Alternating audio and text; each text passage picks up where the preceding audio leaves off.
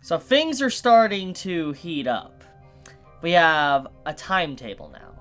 4 months until the Paranormal Liberation Front will initiate whatever attack it may be to forever change the world. The question is, what exactly is going to happen? I mean, obviously Shigaraki wants destruction, which is technically complete liberation. That is why Redestro is following him. But the point is, though, what is going to be stage 1? What are they really going to be doing? Because I highly doubt that it's just going to be straight up annihilation. It has to be something that's going to happen. And when you look at this chapter, there's a lot of things that kind of point to what potentially could. At the end of the chapter, there's some dialogue from the Paranormal Liberation Front that apparently they're waiting for Shigaraki to obtain this power, a power.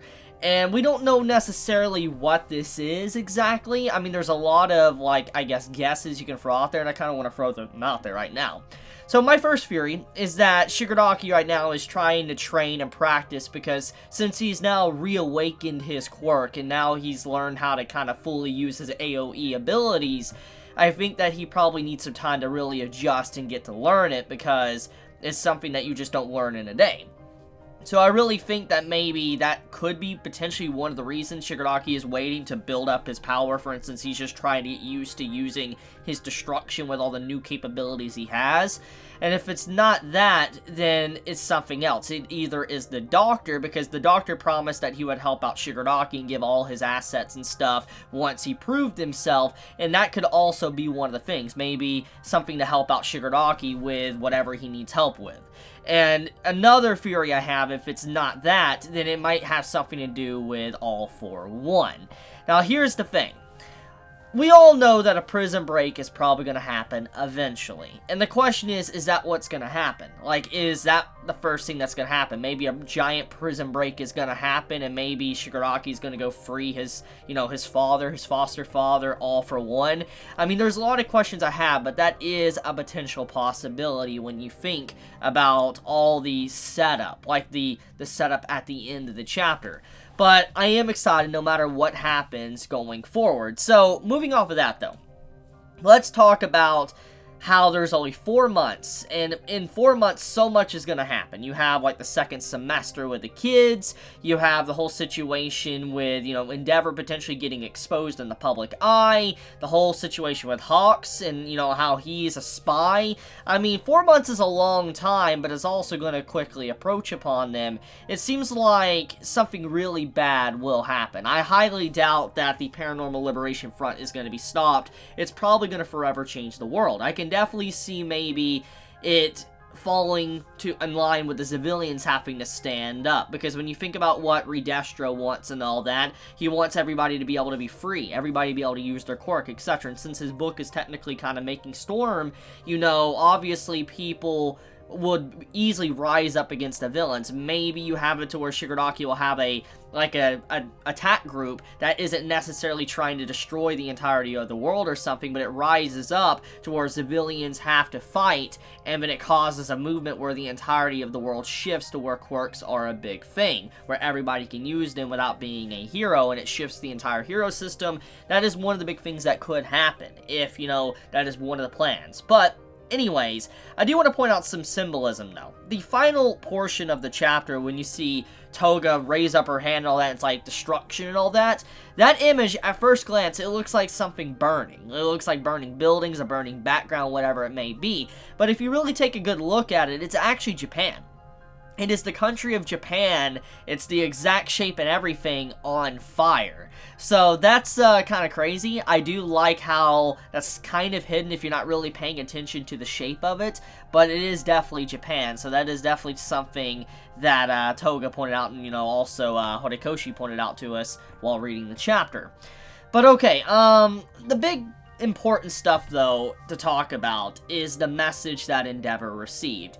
I am very, very, very thankful that Horikoshi didn't do a cliche with Endeavour. And, for instance, having him getting confused and not either getting the message or thinking Hawks is the enemy. I'm very, very pleased with that, because that could have easily have been done to add conflict that didn't need to be there, because there's already enough conflict as is. I mean, with the whole ordeal with Hawks right now as basically a spy on both sides, to the issue with, you know, the Liberation Front going in and all that in 4 months, to the second semester and the potential traitor a part of the class. I mean, there's a lot of things that's up in the air, and so because of that, I'm just glad that, you know, the Endeavour, like, plot with him figuring out what's going on with Hawks was settled relatively quickly, and it wasn't something drawn out, and it wasn't something that led to a lot of confusion and just pointless drama. It's just great. The question, though, is what is Endeavour going to do? Because honestly, how do you deal with someone that has such a great army, like, you know, Shigaraki right now? It's such a massive army. It's just not something one single hero can really do upon, like, take upon themselves and do by themselves. It's just not. It's too big of a task. Even All Might himself, before he fell from grace, he would probably struggle against something of that size. That's just how massive it is. So the question is, what is Endeavor's options? I mean, obviously, if he was to go to the public and talk about it, it would risk Hawks' overall cover. So Hawks would die. So he can't just straight up be public about what's going on with Shigaraki and the entire group. So if he tries to go to the commission, it's potentially possible that it might leak out to the League of Villains as well, or the Paranormal Liberation Front, my bad, that, you know, he found out, which then they would know that Hawks left a message for Endeavour. So there's a lot of problems here. Endeavor's kind of trapped. Even though he knows, he's technically by himself right now. He really cannot do much, because he can't request the aid of a bunch of other heroes randomly, because then there would be some suspicion going on. And there's a lot of heroes that are potentially a part of Shigaraki's group. And so you get the wrong person, wrong information spreads, and cover is completely blown.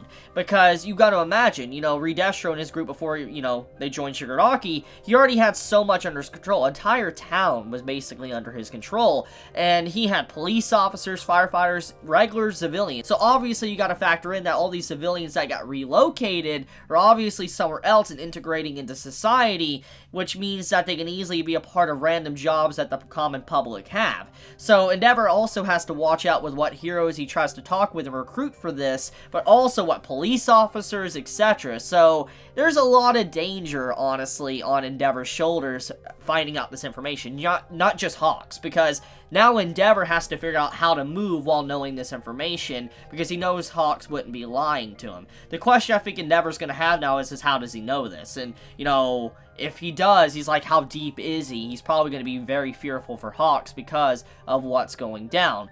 Whatever the case may be, though, I definitely see something really bad happening soon to Hawks and also even Endeavour, at least publicly, because of everything that's kind of circling around them in the story.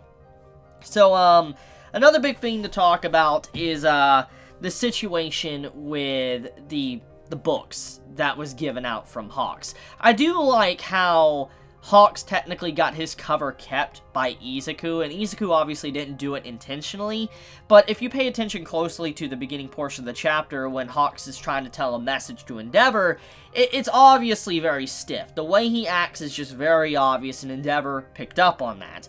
And, you know, you have it to where Izuku's like, oh, you're giving this out, it's recommended reading material by the number 2, it must be really important, and then he just gets shocked and he instantly starts handing out the books to everybody that's there. It basically is showing that he's trying to keep his cover, but his cover could have easily have been blown, so he had to blend in. Thankfully, someone like Izuku is there. If Izuku wasn't there, it would probably have been very awkward and hard for someone like Hawks to really give a book like that over. So, it's perfect, honestly. He really lucked out with Izuku being there and being kind of like a hero nerd and wanting to know things, because if not, it'd have been an issue. It would have been a very awkward thing to explain to the Paranormal Liberation Front. Which, by the way, speaking of which, we get all of the characters in the room talking. We get to see Redestro, Skeptic, etc., Twice, Toga, and all of them start talking about, you know, the plan to also Hawks' work, but also they start talking about Izuku and the group. And it's a very interesting moment, because you see someone like Dabi, he's like they,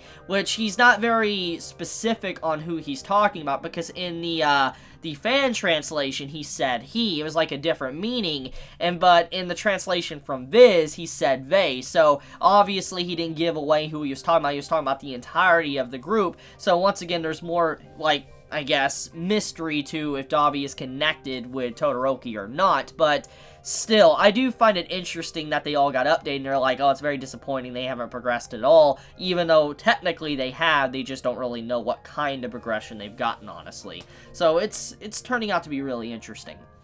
Now, another big thing is Toga. Toga had her character design changed back. Honestly, I'm a little bit upset with that. I am. Like, I talked about it already, that all the villains, they needed to have a costume change. It was time for them to all have costume changes. It seems like Twice went back to kind of his old design. Toga's kind of went back to her old design. Dabi's always going to probably have the same design.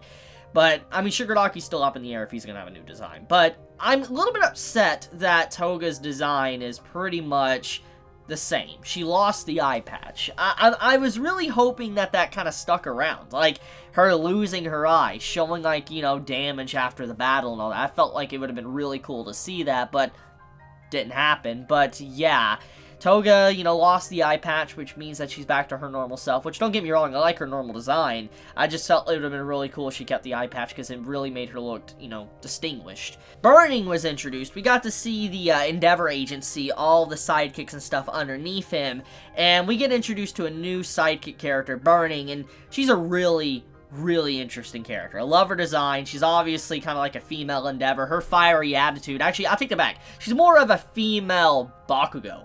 That's kind of what she looks like, or how she acts. And I noticed that Bakugo got very interested. He acted and was, like, seemingly happy, which the more and more you see of the situation, the more it makes you realize that Bakugo really does fit in with Endeavour and his group, because he's a very fiery personality, not good in public and all that, and because of that, he just fits in. So, once again, we're getting to see the correlation between how similar Endeavour and Bakugo really is. But I think I want to wrap it up there. Let me know your thoughts in the comments below. If you enjoy my content, you know, please subscribe. If you like this video, please leave a like. And if you want to get notified for whenever I upload a video, please click the bell icon down below. And with that, Chibi out.